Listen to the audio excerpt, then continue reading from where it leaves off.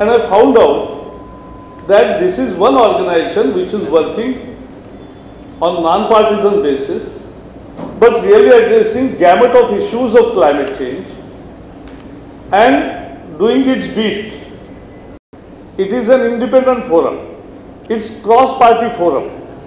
It is, in a way, we have to decide what Globe India will do. And it is in the proportional representation in a way. If we will have a body of 20 people, we'll have a proportionally representing all the parties and we'll take more and more parties. And so Globe is an association of these independent groups. The function of Globe International is to both help these and to foster interaction between them, because the problems of the environment are global.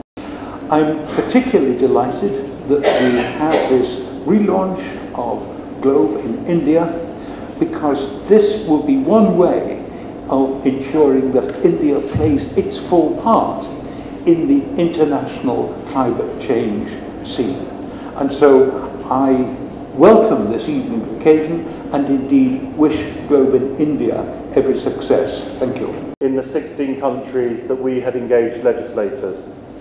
And it built upon the work that Globe had been undertaking since Copenhagen, where we had agreed a set of core principles between Congressman Markey from the United States and Congressman Wang Guantao from China, who led a discussion amongst legislators from all of these countries.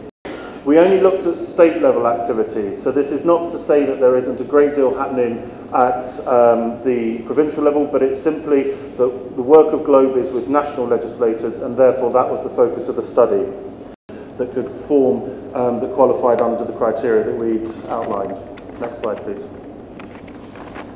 So looking at the motivation behind the laws in many countries, clearly the overriding factor was economic. And really energy security was the motivation behind the US measures. Korea was the green growth, and I think Korea's probably got the most comprehensive package of legislative measures where in reality they have attempted to reposition their whole economy. It wasn't simply about addressing climate change, it was about repositioning in terms of its approach to emissions reductions.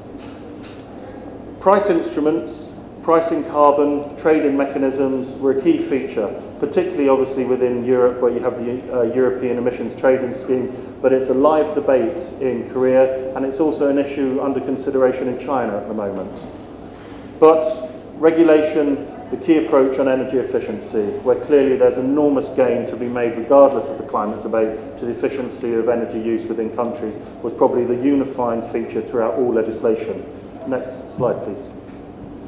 And on this slide here, you see the coverage of the legislation, where the main focus is highlighted in green, the X is detailed coverage, and the 0 is some coverage, and the blank space is no coverage. About various issues that the constituents themselves face.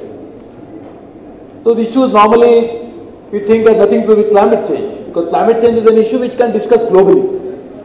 But members of parliament, what is their connection with climate change? They have to keep talking about issues which constituents keep asking them questions. So what are the issues on which MPs are always confronted with? Water, energy, issues related to transportation, issues related to agriculture. But now it has really become a very vibrant organization. But point is, members of parliament have to be directly in charge of this process of climate change. And unfortunately it was never driven by them. Forget not driven by them, they are not even a fellow travelers of that process. And now gladly the Globe, with whom I have been connected thanks to Rajiv for a long time. I was on I must have been the only MP from all over the world who attended all the meetings of Globe. Was not only a Deputy Prime Minister at that time, but was also the Environment Secretary. And the COP4 took place in Buenos Aires.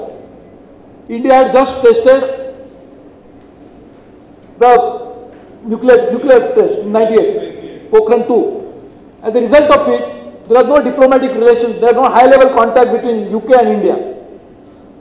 But John and I decided that before we go to Buenos Aires, we must meet, because we must have a coordinated action so that we can have some deal on climate change.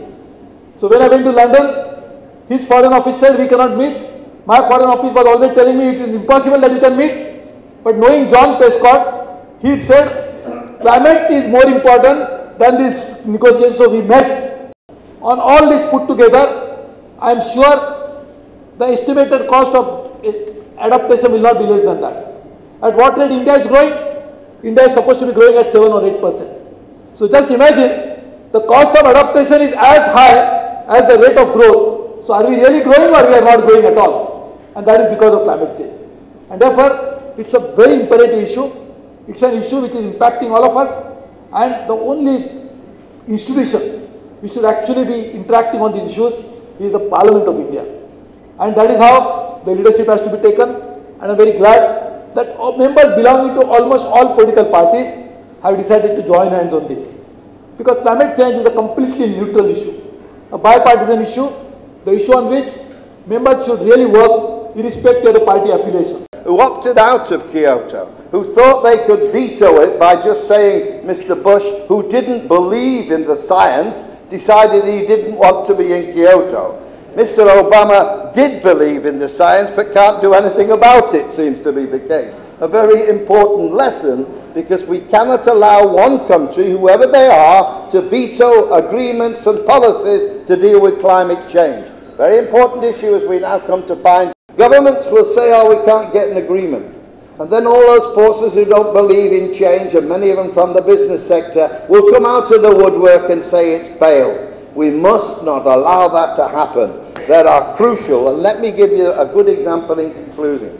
At Copenhagen, one of the things that upset it was the American negotiator who came and said, and a man called Todd Stern, he said China produces 25% growth, a lot more than gases, a lot more than India, of course, and so does America. They said that's not a moral question, that is an arithmetical question. Namely, we both cut by 5 or 10%. But if you take into account common but differential responsibilities, if you take into account per capita arguments, then all of a sudden, even on the Chinese side, you find that they are 5% or 6% on per capita, and America is 20 tons per person.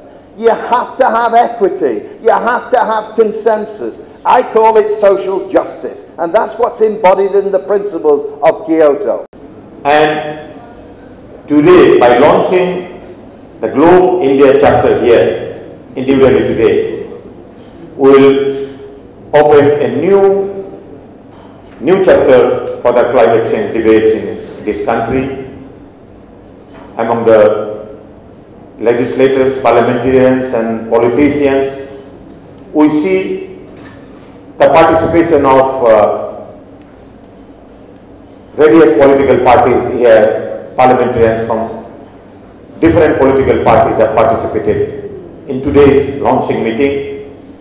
And this is the sign of unity to debate on certain issues and take the debate to a logical end.